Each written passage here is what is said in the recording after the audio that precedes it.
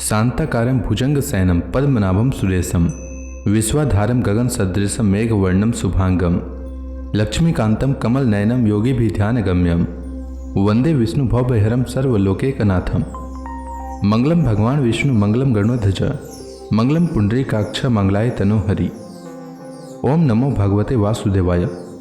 आज का दिन आप सभी के लिए मंगलमय हो। आइए सुनते हैं फागुन मास कथा का 8वां अध्याय। विदुर जी ने श्री मैत्रेय जी से पूछा, ब्राह्मण, मायापति श्री हरि का परम पद तो अत्यंत दुर्लभ है और मिलता भी उनके चरण कमलों की उपासना से ही है। ध्रुव जी भी सारा सार का पूर्ण विवेक रखते थे, फिर एक ही जन्म में उस परम पद को पा लेने पर भी उन्होंने अपने को अकृतार्थ क्यों समझा।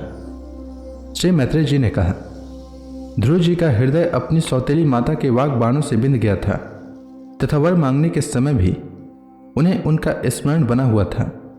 इसी से उन्होंने मुक्तिदाता श्रीहरि से मुक्ति नहीं मांगी। अब जब भगवत दर्शन से वह मनोमालिन्य दूर हो गया तो उन्हें अपने इस भूल के लिए पश्चाताप हुआ। ध्रुव जी मन ही मन कहने लगे, अहो, सनकादि उदर्व देवता सिद्ध भी जिन्हें समाधि द्वारा अनेकों जन्मों में प्राप्त कर पाते हैं, उन भगवत चरणों की छाया को मैंने 6 महीने में ही पा लिया, किंतु चित्त में दूसरी वासना रहने के कारण मैं फिर उनसे दूर हो गया। अहो, मुझ मंद भाग्य की मूर्खता तो देखो। मैंने संसार पास को काटने वाले प्रभु के पाद पद्मों में पहुंचकर भी उनसे नाशवान वस्तु की ही याचना की। देवताओं को स्वर्ग भोग के पश्चात फिर नीचे गिरना होता है, इसलिए वे मेरी भगवत प्राप्ति रूप उच्च स्थिति को सहन नहीं कर सके, अतः उन्होंने ही मेरी बुद्धि को नष्ट कर दिया। तभी तो मुझ दुष्ट ने नारद जी की यथार्थ बात भी स्वीकार नहीं की। यद्यपि संसार में आत्मा के सिवा दूसरा कोई भी नहीं है, तथापि सोया हुआ मनुष्य जैसे स्वप्न में अपने ही कल्पना किए हुए व्याघ्रादि से डरता है, उसी प्रकार मैंने भी भगवान की माया से मोहित होकर भाई को ही शत्रु मान लिया और व्यर्थ ही द्वेष रूप हार्दिक रोग से जलने लगा। जिन्हें प्रसन्न करना अत्यंत कठिन है, उन्हीं विश्वात्मा श्रीहरि को तपस्या द्वारा प्रसन्न करके मैंने जो कुछ मांगा है वह सब व्यर्थ है। ठीक उसी तरह जैसे गतायु पुरुष के लिए चिकित्सा व्यर्थ होती है। अहो, मैं बड़ा भाग्यहीन हूँ। संसार बंधन का नाश करने वाले प्रभु से मैंने संसार ही मांगा। मैं बड़ा ही पुण्यहीन हूँ। जिस प्रकार कोई कंगाल किसी चक्रवर्ती सम्राट को प्रसन्न करके उससे तुच्छ सहित चावलों की ही कनी मांगे, उसी प्रकार मैंने भी आत्मानंद प्रदान करने वाले श्रीहरि से मूर्खतावश व्यर्थ का अभिमान बढ़ाने वाले उच्च पदादि ही मांगे हैं।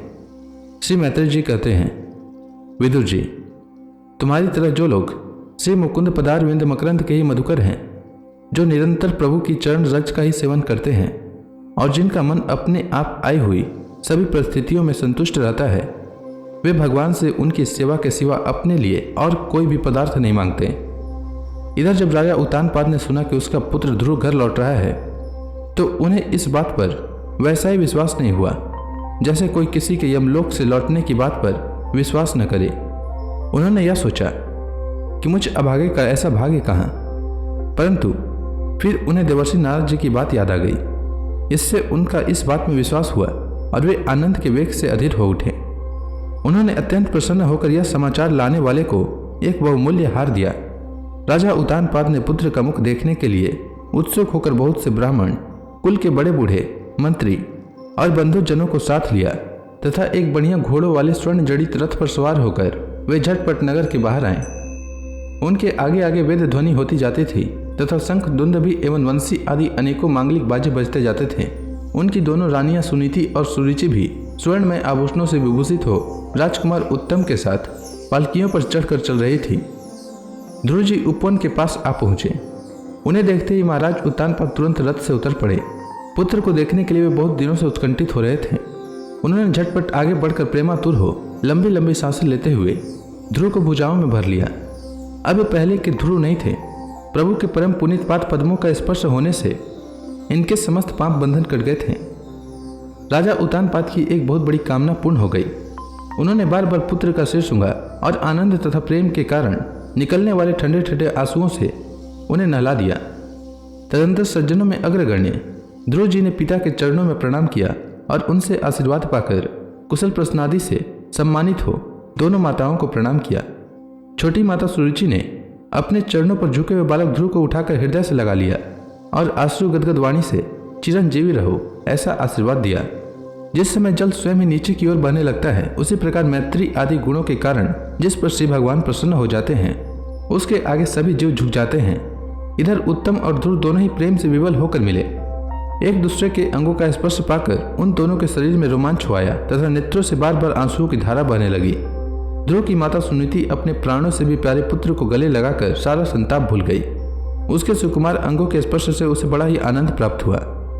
वीरवर विदुर जी, उस समय पूर्ववासी लोग उनकी प्रशंसा करते हुए कहने लगे, महारानी जी, आपका लाल बहुत दिनों से खोया हुआ था, सौभाग्यवश अब वह लौट आया। यह हम सबका दुख दूर करने वाला है, बहुत दिनों तक भूमंडल की रक्षा करेगा। आपने अवश्य ही शरणागत भय भंजन श्री हरि की उपासना की है।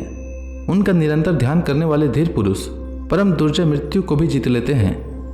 विदुर जी, इस प्रकार जब सभी लोग ध्रुव के प्रति अपना लाड प्यार प्रकट कर रहे थे, उसी समय उन्हें भाई उत्तम के सहित हथनी पर चढ़ाकर महाराज उत्तानपाद ने बड़े हर्ष के साथ राजधानी में प्रवेश किया। उस समय सभी लोग उनके भाग्य की बड़ाई कर रहे थे। नगर में जहां तहां मगर के आकार के सुंदर दरवाजे बनाए गए थे तथा फल फूलों के गुच्छों के सहित केले के खंभे तथा सुपारी के पौधे सजाए गए थे। द्वार द्वार पर दीपक के सहित जल के कलश रखे हुए थे। नगर की चौक गलियों, अटारियों और सड़कों को झाड़ पुहार कर उन पर चंदन का छिड़काव किया गया था और जहां तहां खील, चावल, पुष्प, फल, जौ एवं अन्य मांगलिक उपहार सामग्रियां सजाई रखी थी। ध्रुव जी राजमार्ग से जा रहे थे। उस समय जहां तहां नगर की सीलवती सुंदरियां उन्हें देखने को एकत्र हो रही थी। उन्होंने वात्सल्य भाव से अनेकों शुभाशीर्वाद देते हुए उन पर सफेद सरसों, अक्षत, दही, जल, द्रुआ, पुष्प और फलों की वर्षा की। इस प्रकार उनके मनोहर गीत सुनते हुए ध्रुव जी ने अपने पिता के महल में प्रवेश किया। वह श्रेष्ठ भवन महामूल्य मणियों की लड़ियों से सुसज्जित था। उसमें अपने पिता की लाड प्यार का सुख भोगते हुए वे उसी प्रकार आनंद पूर्वक रहने लगे जैसे स्वर्गलोक में देवता लोग रहते हैं। वहां दूध के फेन के समान सफेद और कोमल सयाएं, हाथी दांत के पलंग, सुनहरी कामदार पर्दे, बहुमूल्य आसन और बहुत सा सोने का सामान था। उसकी स्फटिक और पन्ने की दीवारों में रत्नों की बनी हुई स्त्री मूर्तियों पर रखे हुए मणि में दीपक जगमगा रहे थे। उस महल के चारों ओर अनेक जाति के दिव्य वृक्षों से सुशोभित उद्यान थे, जिनमें नर और मादा पक्षियों का कलरव तथा मतवाले भौरों का गुंजार होता रहता था। उस बागीचों में वैदुर्य मणियों की सीढ़ियों से सुशोभित बावलियां थीं, जिनमें लाल, नीले और सफेद रंग के कमल खिल रहे थे तथा हंस, चकवा एवं सारस आदि पक्षी क्रीड़ा करते रहते थे। राजर्षि उत्तानपाद ने अपने पुत्र के अति अद्भुत प्रभाव की बात देवर्षि नारद से पहले ही सुन रखी थी। अब उसे प्रत्यक्ष वैसा ही देखकर उन्हें बड़ा आश्चर्य हुआ। फिर यह देखकर कि अब ध्रुव तरुण अवस्था को प्राप्त हो गए हैं, अमात्य वर्ग उन्हें आदर की दृष्टि से देखते हैं तथा प्रजा का भी उन पर अनुराग है। उन्होंने उन्हें निखिल भूमंडल के राज्य पर अभिषिक्त कर दिया और स्वयं वृद्धावस्था आई जानकर आत्मस्वरूप का चिंतन करते हुए संसार से विरक्त होकर वन को चल दिए। तो इसी के साथ यह अध्याय समाप्त हुआ। इसके आगे की कथा मैं कल के अध्याय में सुनाऊंगा। तब तक के लिए भगवान हरि का नाम लेते रहें। तो प्रेम से बोली भगवान विष्णु की जय, श्री कृष्ण भगवान की जय, समस्त देवी देवताओं की जय।